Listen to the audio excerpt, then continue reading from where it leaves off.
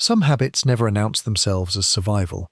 They arrive quietly, disguised as responsibility, independence, or maturity. A person who always sits facing the door, apologizes before speaking, or feels exhausted after doing nothing may not simply be cautious. The body remembers what the mind has learned to forget. Long before there were words for fear, muscles learned to brace, breathing learned to shrink, and ordinary movements became silent acts of protection. Sometimes, the oldest stories are not hidden in memory. They are written into the way a body moves through the world. The body never forgot. Summary. Childhood experiences are not stored only as memories. They become patterns inside the nervous system, quietly shaping how the body responds to the world, long after the danger has disappeared. There is a common belief that the past exists only inside the mind, that memories are like photographs tucked away in forgotten drawers, waiting to be rediscovered. But the human body tells a different story. Long before a child can explain fear, the body begins learning what safety feels like, or what it doesn't. A child growing up in a calm environment slowly discovers that the world is predictable. Voices become familiar, footsteps do not signal danger. Silence feels peaceful instead of suspicious. Muscles soften because they are allowed to. But not every child receives that lesson. Some learn that every sound deserves attention. Every facial expression must be interpreted. Every shift in someone's mood might determine whether the day ends peacefully or painfully. Without realizing it, the nervous system becomes a constant observer. This adaptation is extraordinary. It keeps a child safe inside an unpredictable environment. It notices tiny changes others overlook. It reacts before conscious thought has time to form. It prepares the body to survive. The tragedy is that survival patterns rarely disappear simply because childhood ends. Years later, the same person may live in a quiet apartment, surrounded by supportive people, yet still find themselves unable to fully relax. The body never received the message that the emergency was over. Psychologists sometimes describe trauma not as the event itself, but as what remains inside the nervous system afterward. The body continues preparing for dangers that no longer exist, because, at one time, preparation was necessary. This is why certain habits seem irrational. Shoulders remain tense during ordinary conversations. Breathing becomes shallow without noticing. Sleep never feels completely restful. The body isn't being dramatic, it is remembering. These physical patterns are not signs of weakness. They are evidence of remarkable adaptation. Every tightened muscle once served a purpose. Every cautious movement helped someone navigate circumstances far too large for a young child to control. Understanding this changes the question. Instead of asking, "Why am I like this?" the question becomes, "What was my body trying to protect me from?" That single shift replaces judgment with curiosity, and curiosity is often where healing quietly begins. Learning to stay small. Summary. Many children survive difficult environments by becoming invisible. The physical habits developed to avoid conflict often continue into adulthood, even when they are no longer needed. Children quickly learn which behaviors attract danger. Some households reward silence. Others punish emotion. Others feel unpredictable enough that the safest choice is simply taking up as little space as possible. So the body adapts. Shoulders round inward. Movements become careful. Footsteps become almost silent. Breathing grows shallow because even deep breathing can feel too noticeable. These changes rarely happen consciously. No child wakes up deciding to become invisible. Instead, the nervous system quietly discovers patterns. If I'm quieter, conflict happens less. If I don't ask for anything, nobody gets angry. If I notice everyone's mood before they notice mine, maybe today will be easier. These discoveries become physical habits. Years later, adulthood arrives. The environment changes, but the body continues following old instructions. Someone may apologize before expressing an opinion. They may instinctively move aside in crowded spaces, even when they have equal right to occupy them. Their posture communicates caution before their words ever do. People often describe these individuals as polite, considerate, easygoing. Few realize how much energy it takes to constantly monitor the emotional atmosphere. Hyper-awareness is exhausting. The body spends enormous resources anticipating outcomes that never arrive. Even joyful experiences can become draining because vigilance remains active. There is another hidden consequence. When someone spends years becoming small, they often lose touch with what comfort actually feels like. Relaxation becomes unfamiliar. Rest feels undeserved. Stillness feels strangely uncomfortable. Not because peace is unwanted, but because peace is unfamiliar territory. The nervous system trusts what it knows, even when what it knows is stress. This realization invites compassion. Those quiet physical habits were never personality flaws. They were intelligent responses to environments where being noticed carried emotional risk. The body simply became fluent in protection. And like any language learned early in life, it can continue speaking long after its original purpose has ended. When survival becomes biology summary. Modern neuroscience reveals that chronic stress during childhood reshapes the nervous system. What appears to be personality is often biology adapting to prolonged uncertainty. Science increasingly confirms something trauma survivors have always sensed.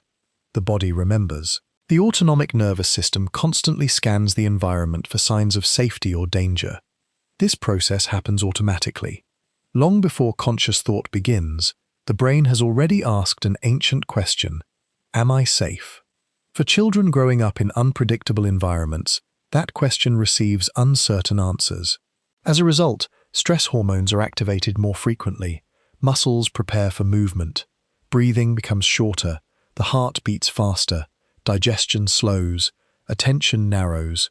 All of these responses are brilliant, for short periods, but childhood stress often lasts for years rather than moments. Eventually, the extraordinary becomes ordinary. The nervous system starts treating constant alertness as its default setting. This is called hypervigilance. It isn't a choice, it is a biological adaptation. Adults who experienced early emotional insecurity frequently report symptoms that seem unrelated. Persistent neck pain, jaw clenching, headaches, digestive discomfort, chronic fatigue, difficulty falling asleep despite overwhelming exhaustion. These experiences are sometimes misunderstood as isolated medical problems. In reality, they may reflect a nervous system that has rarely experienced genuine rest. The body cannot easily distinguish between remembered danger and present danger. If the nervous system predicts threat, it prepares accordingly. That prediction happens beneath awareness. This explains why someone may feel anxious without knowing why. Nothing appears wrong, yet the body is already responding to patterns learned decades earlier. Understanding this transforms shame into understanding. Instead of blaming themselves for overreacting, many people begin recognizing that their nervous system is simply following old survival maps. Those maps were written during childhood, not through words, but through repetition. The hopeful truth is that biology remains adaptable. Just as the nervous system learned fear through repeated experiences, it can gradually learn safety through repeated experiences as well. Not instantly, not perfectly, but gently. The body has always been learning. It can continue learning. 5 physical habits that tell the story. Summary. Certain physical behaviors quietly reveal a nervous system shaped by early self-protection.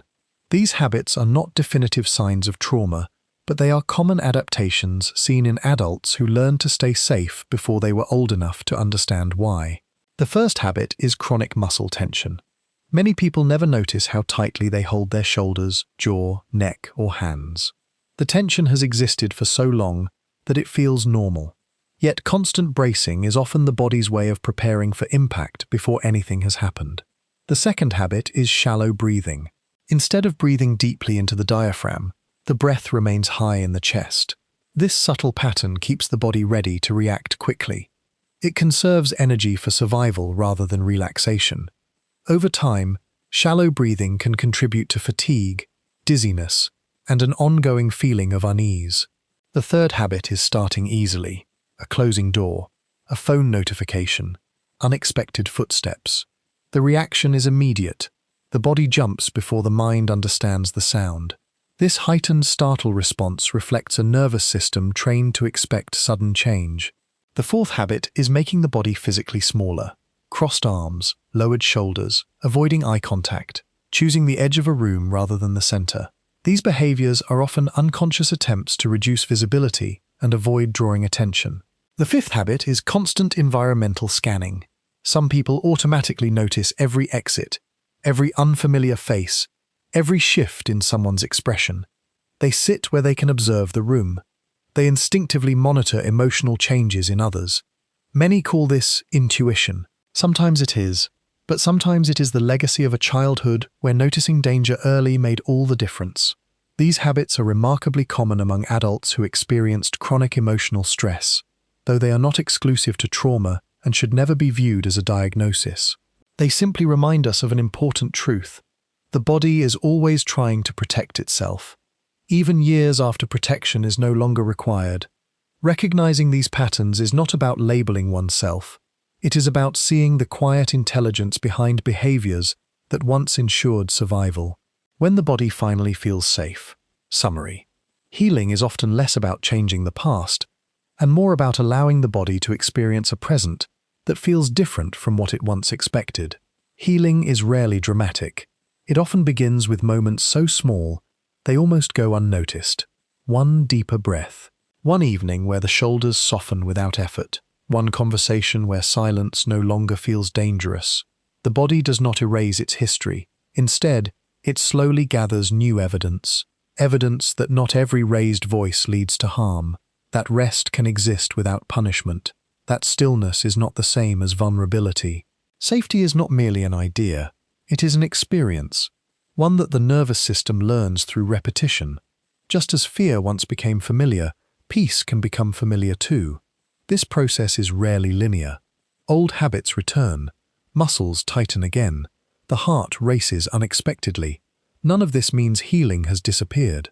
It simply means the body is navigating between old memories and new realities. There is remarkable wisdom in recognizing this. The goal is not to become someone entirely different. It is to understand the person the body had to become. Compassion grows where criticism once lived. Curiosity replaces shame. Slowly, protection becomes less necessary. The body begins to loosen its grip. Not because it has forgotten, but because it has learned something new. That survival is no longer the only story available. Some people carry childhood inside photographs. Others carry it inside habits, inside breathing, inside posture, inside the quiet way they enter a room. These habits deserve understanding rather than judgment, because every protective movement once belonged to a child doing something extraordinary, finding a way to continue. And perhaps the greatest transformation is not learning how to fight harder. It is discovering that the body no longer has to. One gentle moment at a time, one breath at a time, one quiet reminder at a time. The body, which spent so many years preparing for danger, can slowly begin preparing for something it may have known only rarely: peace.